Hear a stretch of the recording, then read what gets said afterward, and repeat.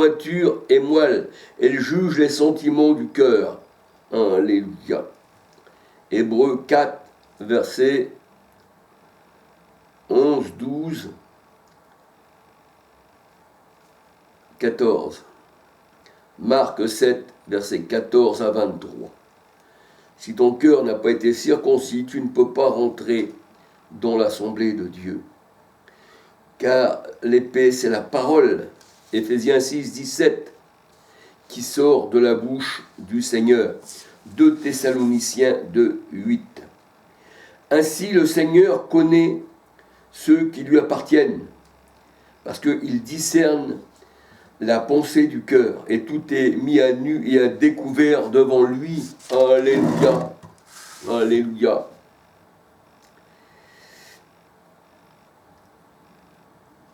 Le Seigneur connaît ceux qui lui appartiennent.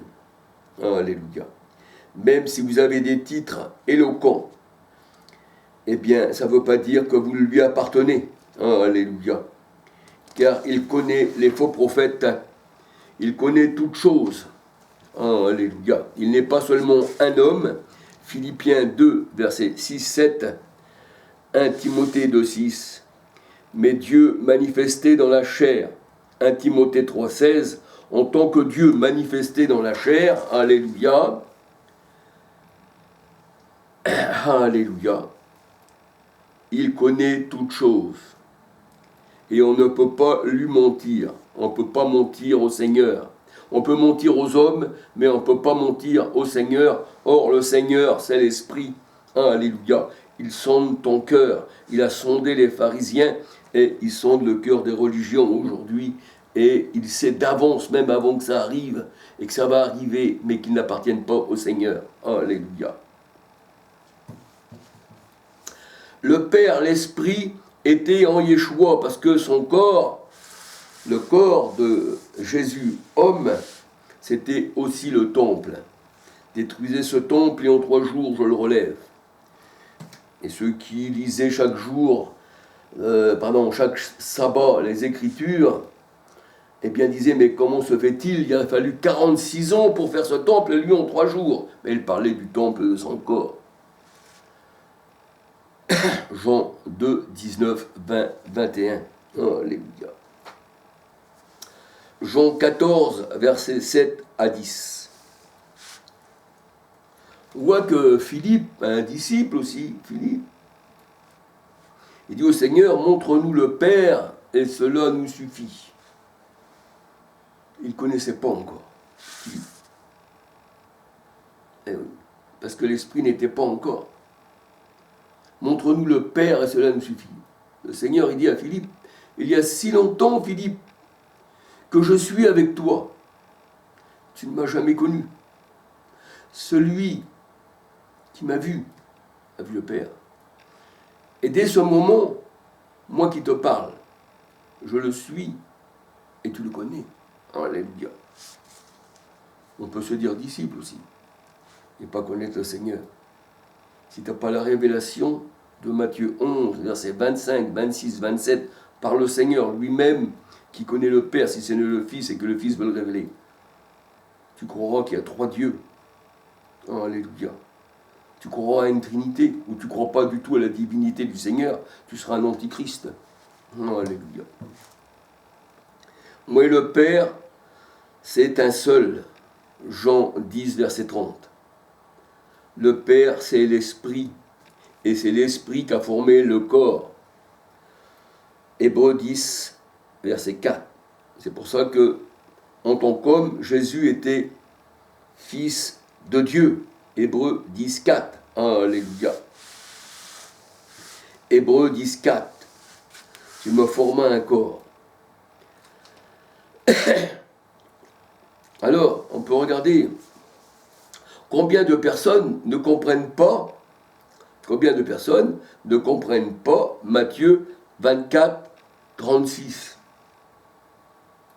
Combien de personnes ne comprennent pas Matthieu 24, 36 quand le Seigneur dit « Nul ne connaît le jour et l'heure ». Alors ils disent, voyez-vous, il ne connaît pas le jour et l'heure. Il ne peut pas être Dieu, il ne connaît pas. Mais le Seigneur, là, parle à la manière humaine. Là, il parle de la chair. Il parle comme étant un homme. Nul ne connaît le jour et l'heure, si ce n'est le Père, et qui le Père veut le révéler. La chair et le sang ne révèlent rien. C'est ce qu'il disait le Seigneur à Pierre, quand il disait « Tu es le Fils du Dieu vivant ». Ce n'est pas la chair et le sang qui t'ont révélé cela, Pierre, mais c'est mon Père. Alléluia. Donc la chair ne révèle rien, c'est le Père qui révèle.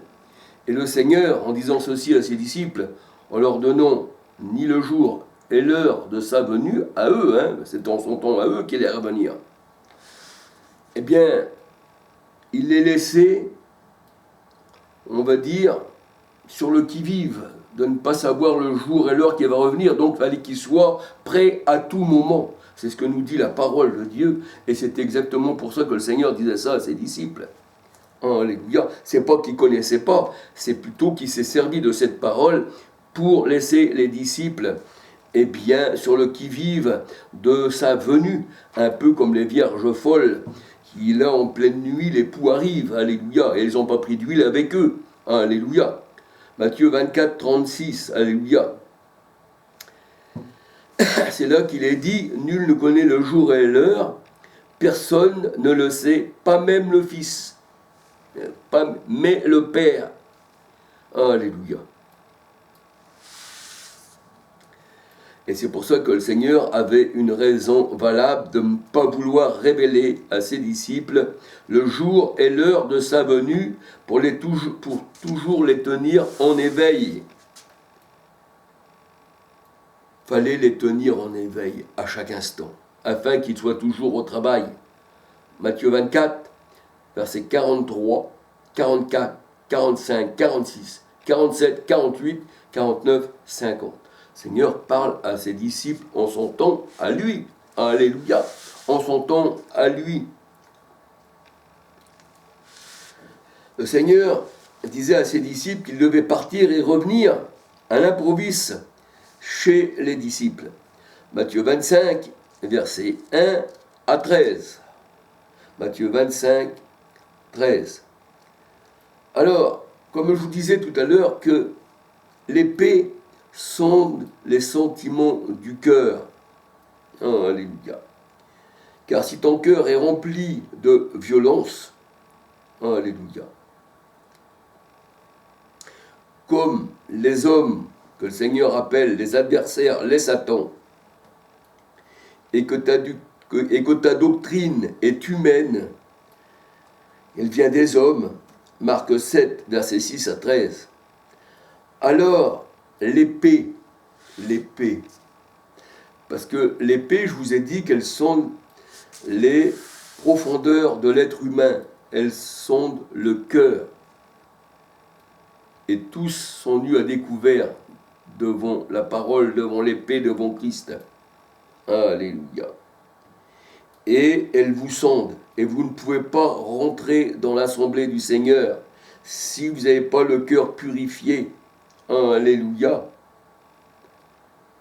Alors l'épée t'empêchera d'entrer dans le jardin d'Éden que tu es. Alléluia. Parce que le jardin, la parole de Dieu nous dit que tu es un jardin arrosé. Voyez-vous, tu es le paradis. Tu es un jardin. Jardin veut dire paradis. Et le Seigneur veut rentrer en toi. Mais si ton cœur est pur, qu'il n'est pas disposé au Seigneur, parce que la parole de Dieu, tantôt le Seigneur parle d'une manière et tantôt d'une autre, alléluia, eh bien, si tu n'es pas pur, le Seigneur ne peut pas rentrer dans ton cœur qui n'est pas lavé. Marc 7, versets 14 à 23. Il faut que ton cœur soit circoncis. Et l'épée te sonde. C'est ce que la parole de Dieu nous dit dans Acte 4, versets 11, 12, 13, 14. Elle sonde les pensées du cœur. Elle te mesure. Alléluia. Et là, nous voyons que l'épée t'empêche d'entrer dans le jardin d'Éden. On peut regarder dans Genèse 2, 24. Le jardin d'Éden, c'est aussi Apocalypse 21, versets 1, 2, 9, 10. La nouvelle Jérusalem, qui est aussi écrit dans Ézéchiel 28. Parce que le prince de Tyr, il était dans le jardin d'Éden. Alléluia. Et la parole de Dieu, elle dit qu'il a chuté de la montagne sainte, du jardin d'Éden, de la montagne sainte. Hébreux 12, Hébreux 12, 18 à 24, c'est l'assemblée des premiers-nés. Alléluia. Et nous sommes aussi un jardin, individuellement du Seigneur. Alléluia. Alors l'épée t'empêchera d'entrer dans le jardin. Genèse 2, 24. Apocalypse 21, verset 27. Apocalypse 22, verset Apocalypse 22, versets 2, 3, 4, 14, 15, 16, 18, 19, 20. Je répète, Apocalypse 22, versets 2, 3, 5, 14, 15, 16, 18, 19, 20. Alléluia. Alors, la gravité des faux prophètes, des chefs religieux, de toutes les confessions, voyez-vous, eh bien, c'est qu'ils mettent des voiles sur la tête de toutes les âmes pour les perdre. C'est ce que nous dit la parole de Dieu, c'est ce que nous allons voir plus loin. Mais lorsqu'on se tourne vers le Seigneur, la parole de Dieu nous dit, le voile est ôté. 2 Corinthiens 3, 13, 14, 15, 2 Corinthiens 4, versets 3, 4, 6. 2 Corinthiens 3, 13, 14, 15, 2 Corinthiens 4, versets 3, 4, 6. On va faire comme Moïse qui mettait un voile sur sa figure. La parole de Dieu, elle dit, quand on lit l'Ancien Testament, il y a un voile sur leur visage pour ne pas voir la lumière du Christ. Et la lumière, Proverbe 6, 23, c'est l'enseignement. Alléluia. Christ enlève les voiles, alléluia, que les faux prophètes vous mettent sur la tête pour perdre vos âmes. 2 Corinthiens 3, 16 à 18, Ésaïe 25, versets 7, 8. Ésaïe 25, versets 7, 8. Et les religieux aiment bien mettre les voiles. Vous savez, tous ces chefs religieux avec tous ces titres qui les honorent en fait, mais qui en réalité à l'intérieur d'eux c'est la mort. C'est mieux pour mieux tromper les gens, ils se déguisent en anges de lumière, mais c'est les ténèbres. Homme sans esprit, qui dit le Seigneur. Alléluia. Eh bien, ils vous mettent un voile. Au lieu de l'ôter le voile, eh bien, ils vous mettent un voile. Alléluia. Ils vous mettent des coussinets, vous savez, ils vous badigeonnent, ils vous mettent un voile. Et surtout, le voile, il doit rester sur vous. Que tant que vous avez le voile, vous ne pouvez pas reconnaître ces faux prophètes. Il faut que le voile soit ôté pour savoir que vous êtes manipulé. Mais tout ça, ça ne vient pas de l'homme, ça vient du Seigneur. Or, lorsqu'on se tourne vers le Seigneur, le voile est ôté. Alléluia. Et nous voyons la lumière, nous voyons le Christ. Nous le reconnaissons. Et on reconnaît les faux prophètes, et on reconnaît les religieux. Les religieux aiment les voiles pour les têtes de toute taille, afin de surprendre les âmes. Mais eux-mêmes, ils ont le visage voilé,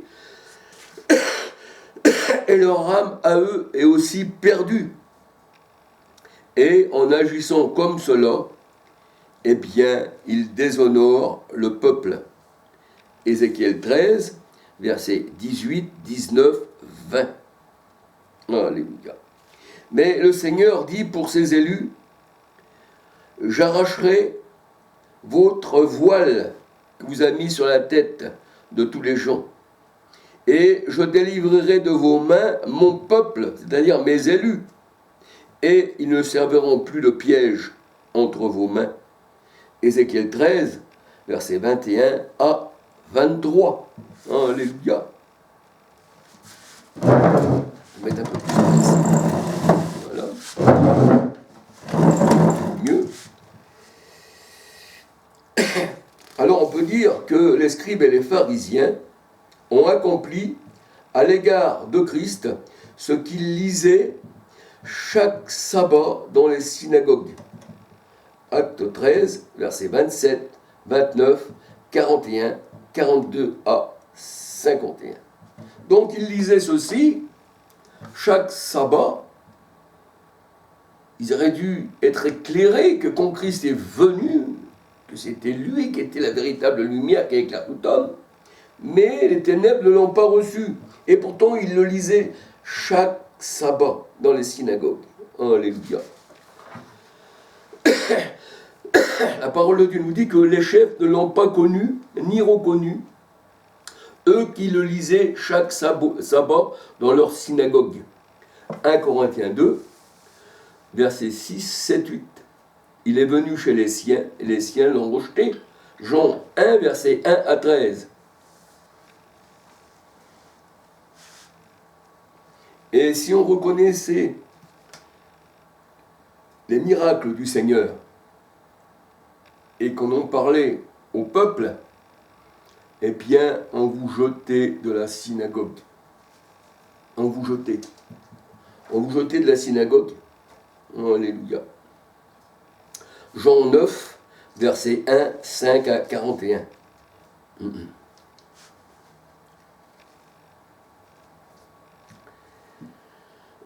Les Saintes Écritures nous parlent de ceci dans Ésaïe 35. Pourtant, Ésaïe 35, c'est l'Ancienne Alliance. Votre Dieu viendra lui-même. Les yeux des aveugles verront, les sourds entendront, et le boiteux sautera comme une gazelle, et il vous guérira. Ésaïe 35, versets 4, 5, 6. Matthieu 11, verset 5. Alléluia. On voit dans Ésaïe 61, versets 1, 2, 3, Ésaïe 61, versets 1, 2, 3, Ésaïe 61, versets 1, 2, 3, dit, en parlant du Christ, « L'Esprit du Seigneur est sur moi, car il m'a oint pour porter de bonnes nouvelles et guérir ceux qui ont le cœur brisé et donner la liberté aux captifs. » Alors on voit que le Seigneur, bien sûr, l'Esprit de l'Éternel est sur moi, dans Luc 4, 1, 14. Alors ici, le Christ, dans Luc 4, 16, entre dans une synagogue le jour du sabbat, et il se leva pour faire la lecture. Verset 17, Luc 4, 17, on lui remit le rouleau du livre du prophète Ésaïe, l'ayant déroulé, et il cita l'endroit où il est écrit, Luc 4, 18, « L'Esprit du Seigneur est sur moi, parce qu'il m'a oint pour annoncer une bonne nouvelle aux pauvres. Il m'a envoyé guérir ceux qui avaient le cœur brisé, pour proclamer aux captifs la délivrance, et aux aveugles, le recouvrement de la vue. » Alléluia. Pour renvoyer libres les opprimés. Ensuite, le Seigneur roula le livre, le remit au serviteur et s'assit dans la synagogue. Et tous avaient les regards sur lui. Alléluia. Luc 4, 19, 20, verset 21.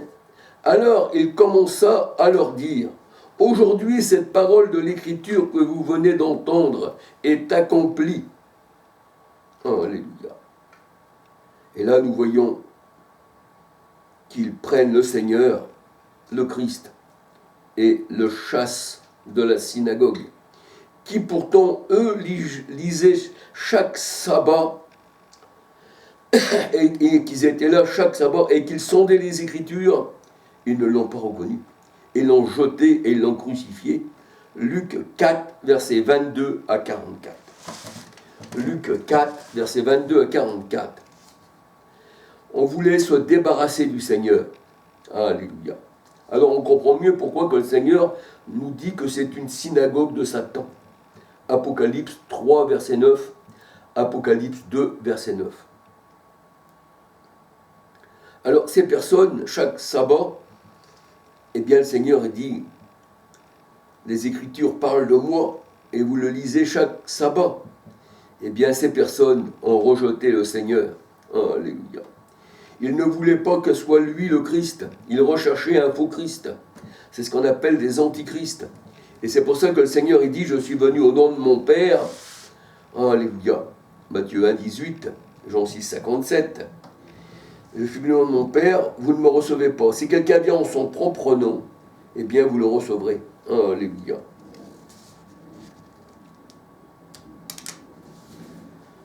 Ésaïe 9, verset 5. Jean 10, 30. Alléluia. Alors les Juifs selon la chair ont rejeté Emmanuel, Dieu avec nous, Matthieu 1, 23.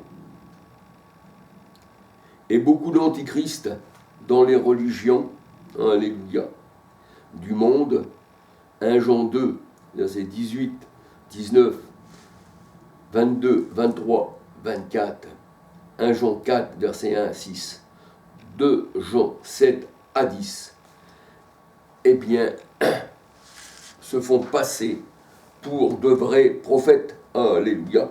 Ils se déguisent en anges de lumière. Ils ne veulent pas que le Christ règne sur eux. Luc 19, versets 12, 13, 14, 15 à 27. Alléluia. Et on peut dire que Moïse était une figure du Christ. Il était le libérateur des Hébreux en Égypte. Et ils n'ont pas reconnu non plus Moïse. Acte 7, versets 20 à 42. Acte 7, versets 51, 52, 53. Alléluia. Et eux-mêmes, les pharisiens, les scribes, tous ces chefs du peuple, ils demandaient au Seigneur, « Es-tu le Christ ?» Alléluia.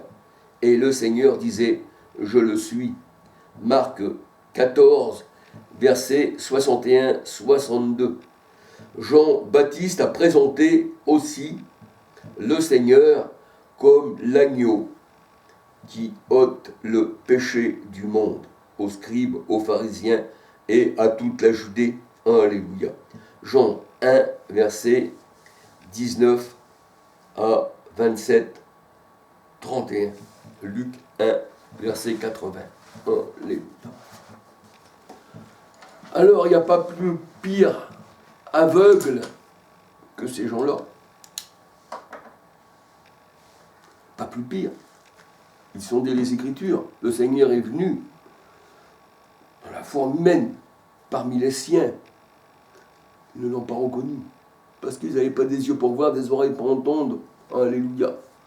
Ils étaient boiteux, ils n'ont pas couru. Le Seigneur a dit, j'ai chanté. On a joué de la flûte et vous n'avez pas dansé. Ben non, ils ne peuvent pas danser. Ils étaient boiteux, ils ne peuvent pas danser. Boiteux, c'est quelqu'un qui cloche d'un côté et de l'autre, qui adore les idoles et qui dit en même temps, je loue l'Éternel.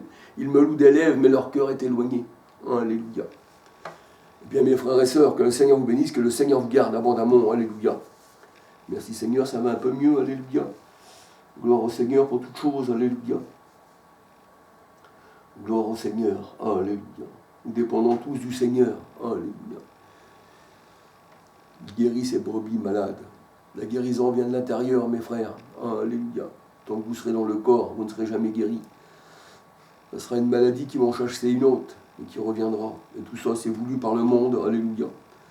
C'est voulu comme ça, c'est ainsi. Alléluia. Qui me délivrera de ce corps de mort? Alléluia. Le bien que je veux faire, je ne le peux, car la chair est contraire à l'esprit.